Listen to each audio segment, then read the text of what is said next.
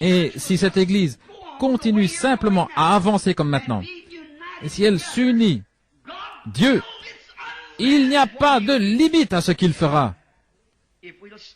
Si nous restons collés ensemble, nous devons rester collés ensemble. C'est comme ça que nous voulons être, complètement les uns avec les autres, et alors tellement complètement entre les mains de Dieu. Alors nous devons avoir un homme dont nous croyons qu'il prêche la parole de Dieu. Si cet homme ne le fait pas, alors allez chercher quelqu'un qui le fait vraiment. Voyons la position que nous devons avoir. Et si le conseil des administrateurs ne veut pas soutenir ce qui est juste, alors c'est votre devoir d'élire quelqu'un qui défendra ce qui est juste. Et après avoir fait ça, alors soutenez-le. C'est à vous d'y voir. Soutenez-le. Et tous ensemble, nous défendons une seule cause et c'est Dieu. Si un membre commet une erreur, ne le repoussez pas. Aidez-le. Relevez-le. Réunissez-vous. Ayez un entretien les uns avec les autres. Voyez ce que les Écritures disent.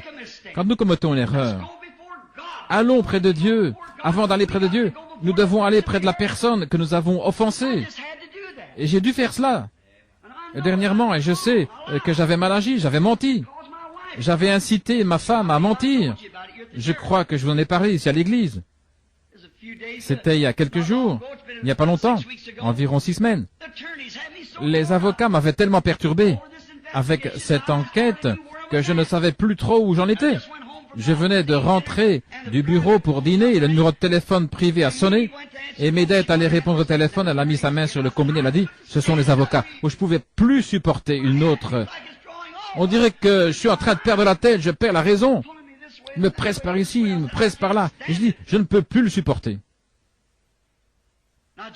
Et je me suis levé d'un bond et j'ai dit « Dis-leur que je ne suis pas là ». Et je me suis précipité derrière la maison. Et quand je suis revenu, Méda est très consciencieuse pour ces choses. Elle est venue me voir à la porte, elle était au bord des larmes. Elle a dit, Bill, est-ce que c'était la bonne chose à faire? Vous savez comment vous êtes.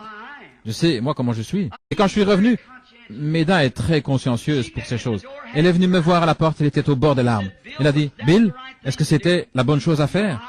Vous savez comment vous êtes. Je sais, moi, comment je suis. J'ai dit, bien sûr, je n'étais pas là à ce moment-là.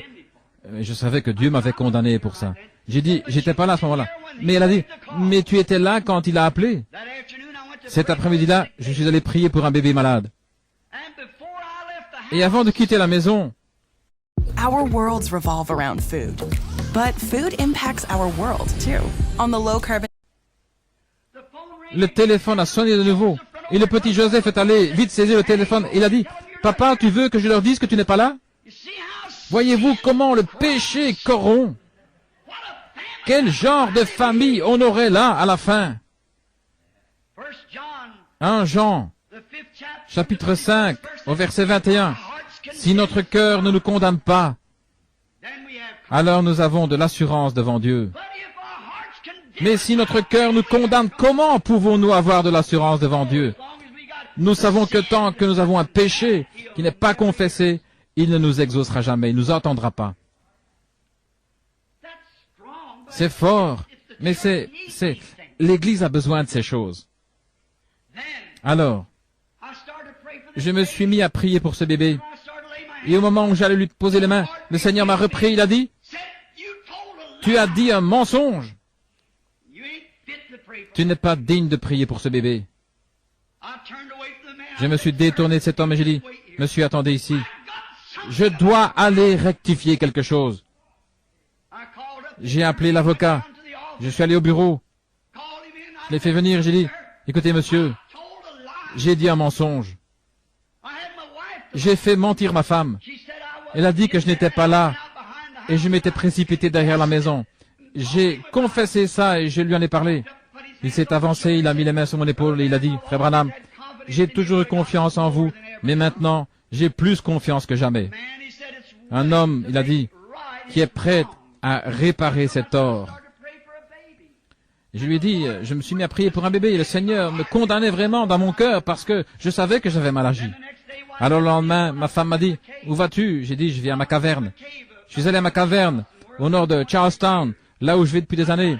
J'y suis entré et j'ai prié toute cette journée-là.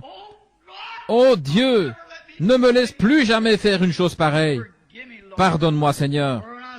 Car au moment où j'allais imposer les mains aux malades pour prier, là, j'ai eu la condamnation.